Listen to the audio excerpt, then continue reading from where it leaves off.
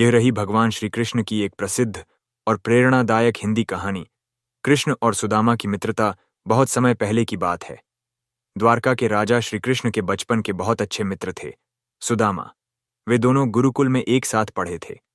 श्री कृष्ण राजकुमार थे, जबकि सुदामा एक गरीब ब्राह्मण के पुत्र थे। फिर भी दोनों में गहरी मित्रता थी। समय बीतता गया। श्री कृष्ण द्वारका के राजा बन गए और सुदामा एक निर्धन ब्राह्मण। उनकी आर्थिक हालत इतनी खराब हो गई कि कई बार घर में भोजन तक नहीं होता था। उनकी पत्नी ने एक दिन उनसे कहा, आपके मित्र श्री कृष्ण अब राजा हैं, उनसे सहायता मांगिए।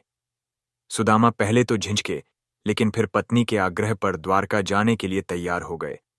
रास्ते में उन्होंने श्री कृष्ण के लिए चिवड़ा, पोहे बांध लिया, क्योंकि यह उन्हें बहुत प्रिय था। जब सुदामा द्वारका पहुंचे तो महल के द्वार पर खड़े रक्षकों ने उन्हें अंदर जाने से रोका। लेकिन जैसे ही श्री कृष्ण को पता चला कि उनका बचपन का मित्र आया है, वे नंगे पांव दौड़ते हुए दरवाजे तक आए और सुदामा को गले लगा लिया। उन्होंने उन्हें राजसी सम्मान दिया, उनके पैर धोए और अपने सिंहासन पर बैठाया।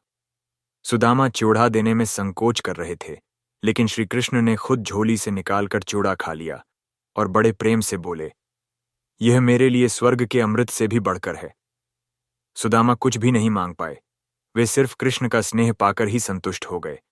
लेकिन जब वे वापस अपने गांव लौटे तो देखा कि उनका टूटा फूटा घर अब एक सुंदर महल बन चुका है और उनके पास सारी सुख सुविधाएं थीं।